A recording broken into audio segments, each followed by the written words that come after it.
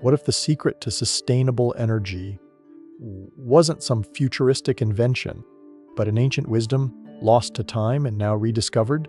For centuries, the Romans mastered harnessing Earth's natural heat for their luxurious bathhouses. But what if we told you this same ancient technique could power entire cities today? Prepare to uncover the fascinating link between Roman engineering and tomorrow's energy solutions. Here's the question at the heart of it all. Did the Romans, with their love of hot water and order, stumble onto a principle powerful enough to light the modern world? And if they did, what would it take to resurrect it bigger, cleaner, and everywhere? Imagine the air first. Damp and heavy, the hiss of steam rising like a spirit from the tiled floors. The baths of Caracalla towering over Rome, colossal vaults, mosaics that gleam like wet gemstones, and a crowd that is all of Rome, soldiers with scars like maps. Soldiers with scars like maps, merchants slick with oil, poets rehearsing lines, slaves moving like shadows, all of them drawn by heat, by the promise of warmth that penetrates the bones. The empire knew this. Comfort is control. Give the people warm water and their anger cools. Beneath that grandeur, somewhere you were never meant to see, crouch the stokers. A boy named Marcus could be among them, eyes red from smoke, shoulders slick with sweat. He shovels wood into the firebox, the pre-fernium coaxing flame into a hungry roar. He is the furnace's heartbeat. Above him, the floor floats on stacks of little brick pillars. The Hippocaust, a hollow world underfoot. Heat churns through the space, crawls up the walls through clay flues, and turns marble into a quietly radiant sun. Step into the Caldarium and the heat wraps around you like a cloak. Step into the Frigidarium and the cold snaps like a knife. The Romans controlled climate.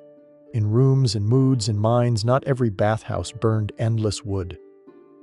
Some cities were blessed by geology, by gods. In Italy's Bay of Bari, the land itself breathed hot vapors. In Britannia, at Aquae Sulis, modern bath, scalding water bubbled from the earth, edged with sacred altars to Sulis Minerva. The Romans built around these springs, harnessed their heat straight from the source. They mixed boiling waters with cooler flows through meticulous channels, calibrating the perfect warmth. Not luck, not magic. Engineering. They understood the ground underneath them. They read its whispers, the direction of the wind, the lay of the sun, the pull of water, and they turned those whispers into predictable comfort. Vitruvius, the empire's great architect, wrote that a bathhouse should face southwest to drink the sun, shelter from cold winds, and use the terrain as a lie. He designed not only buildings, but microclimates. The Romans were masters of moving water, mastering pressure gradients on siphons, using lead and bronze pipes that sang with flow. Their bathhouses weren't mere spas. They were power made visible, power you could feel on your skin. But beneath the perfume there was grit. Fires demanded forests, slaves fed the beast.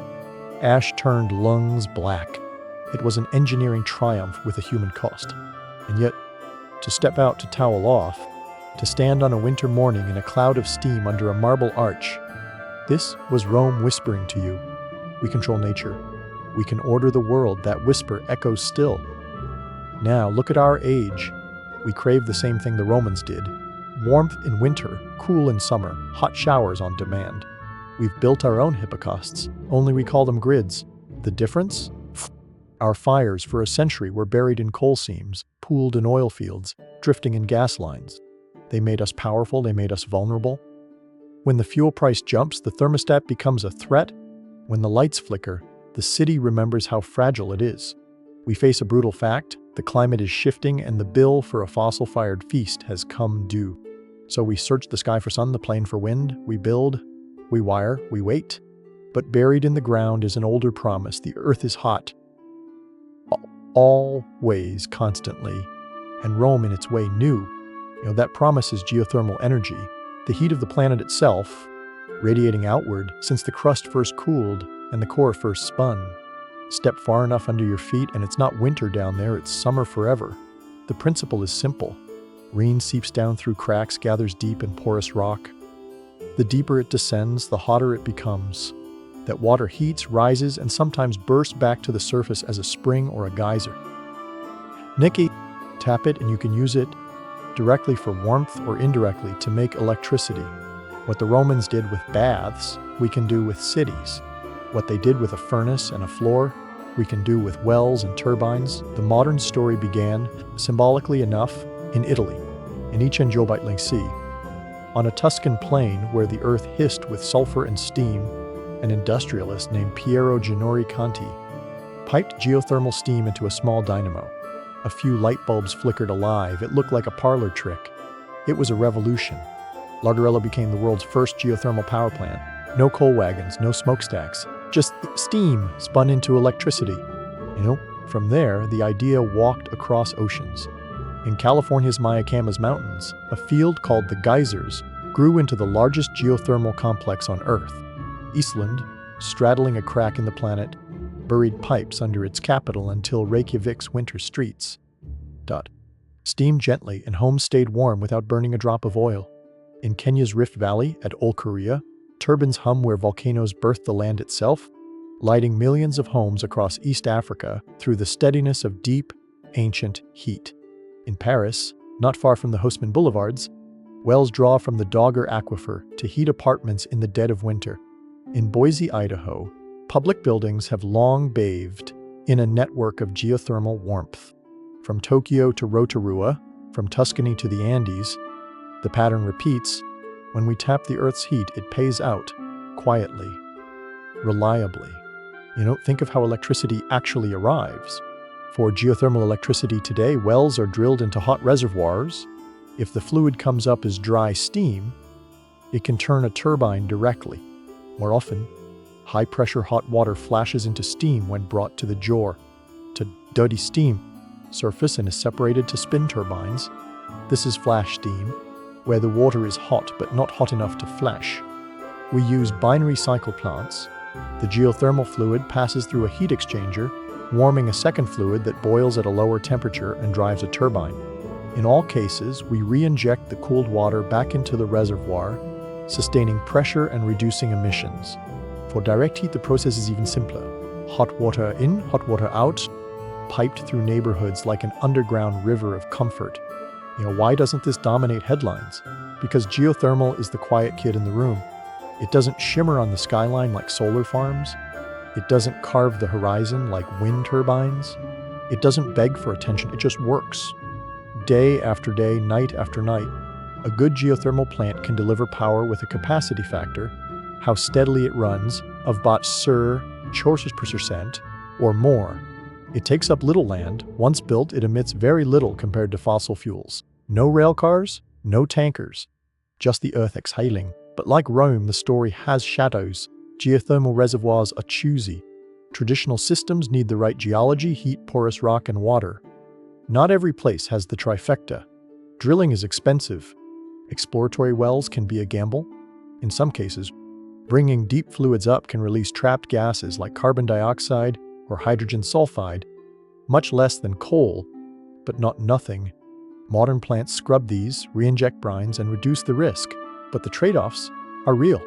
And then there are tremors. Injecting or withdrawing fluids from deep rock can trigger small earthquakes. Most are too slight to notice. A few have rattled nerves and stopped projects. Communities deserve honesty, control, and careful monitoring. The Romans knew the price of hubris. So should we. Yet here is where the ground under our feet begins to shift again. New technologies are prying open the map. Enhanced geothermal systems, EGS, do not wait for perfect reservoirs. They create them. Engineers drill into hot, hard rock that holds heat but little water. Then, using controlled stimulation, pumping water at high pressure, they open microscopic pathways in the rock. Bolt, turning it into a sponge. Induct in one well, produced from another. A loop is born.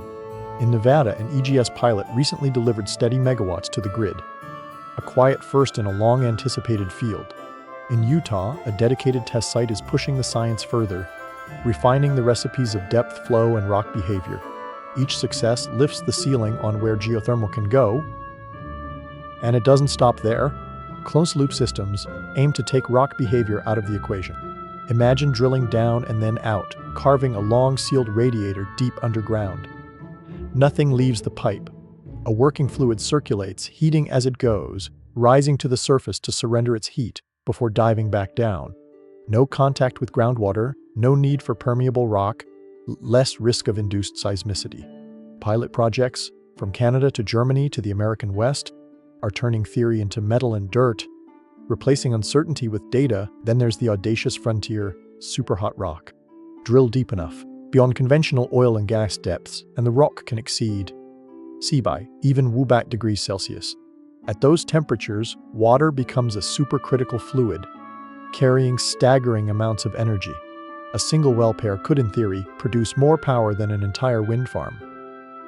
The challenge? Getting there. Traditional drilling bogs down at such depths. New ideas, high-power millimeter wave drilling, plasma bits, ultra-hard materials borrowed from the oil patch, promise to chew through rock faster, kohler and cheaper. It's risky, it's expensive, it's bold. It's bold. The Romans would understand, we are also learning to make geothermal a friendlier neighbor. Traffic light systems sense the tiniest rumbles underground and adjust injection flows in real time, dialing the process down before communities feel a thing. Fiber optic cables listen endlessly along the length of a well, turning heat, rock pressure, and fluid flow into a constant stream of information. Software learns the quirks of a reservoir and predicts trouble before it starts. The more we see, the more we can control. And perhaps the most Roman idea of all, reuse. We have millions of wells drilled for oil and gas. They are holes into heat. Many lie near towns hungry for warmth. Some can be repurposed into geothermal wells, slashing costs and embracing the workers and tools who already know how to dance with the subsurface. In California's Salton Sea, geothermal brines are rich with lithium, the metal that feeds batteries. There, the promise is twofold: clean power and critical minerals harvested together, reducing the footprint of both. The Romans would recognize this instinct. Wring everything you can from the infrastructure you've already built, and let's put the pieces together. An ancient city builds a bathhouse not just to bathe people, but to bind them. Heat is comfort. Comfort is loyalty. A modern city builds a geothermal district heating system. The idea is the same. Warm homes without fear of fuel shortages, stable bills, unshaken by wars or storms, children who grow up without the smell of smoke in their hair, businesses that keep the lights on when wind is still and skies are dark. It's not just about kilowatts, it's about dignity, about independence. To see this, walk the streets of Reykjavik in midwinter. Snow gusts sideways, the North Atlantic bites, yet the sidewalks are warm. The houses hum with quiet heat, and the swimming pools glow blue against the night, fed by nearby wells that turn ancient volcanic warmth into modern luxury. In Tuscany, turbines rise above rolling hills, crowned with plumes of clean steam, where once only geysers hissed. In the Rift Valley, kids do their homework under steady light from Ocaria, a grid that doesn't blink when the sun goes down. In Paris, elegant apartment blocks glide through winter with geothermal heat drawn from Jurassic sands. In all these places, the city becomes a body again, arteries and lungs and heartbeat, and the underground is its furnace. The hippocaust scaled up, there will be pushback, there should be. Some will ask, isn't geothermal risky? In some places, yes. Some will say the upfront costs are too high. They can be, but compare those costs to the lifetime of a well, decades of steady output, all day, all year. Consider the hidden costs we pay for fuel we burn, polluted skies, volatile prices, the climate's slow violence. Consider how much we already spend rebuilding after disasters driven by a warming world. All energy has trade-offs. Geothermal's trade-offs are predictable, local, and often elegantly managed. If we want a grid that doesn't flinch, we need a spine of always-on power. Geothermal is not the whole answer, but it is a powerful piece. The quiet hero we keep overlooking, the Romans, brutal, brilliant, understood that infrastructure is destiny. Aqueducts were not decor. They were the arteries that kept the empire alive. Roads were not convenience. They were force made manifest. A bathhouse was not a luxury, it was a promise. Today, our promise must be different. We cannot build on the backs of those in shadow. We cannot clear forests to feed a fire under the floor. But we can keep the ethos, boldness, system thinking, and an insistence on the comforts that bind a society together. So where does the path go from here? In the next decades, EGS enclosed loop systems could drag geothermal from the edges into the center, unlocking heat in places that never thought they had any. A network of district heating systems could stitch warmth under our cities, resilient and clean. Superhot rock could anchor the grid with dependable power, smoothing the dance of sun and wind. We can repurpose rigs and retrain crews, turning the skills honed in oil fields into the tools of a decarbonized world. Now, we can do what Rome did best: marshal the will of a civilization and aim it at the ground beneath us. Return to that stifling furnace room beneath Caracalla's baths. Marcus wipes his brow with a sooty hand. He lifts the shovel. The flame answers. He doesn't know the names for what he's doing: convective currents, heat flux, radiant transfer. But he feels them.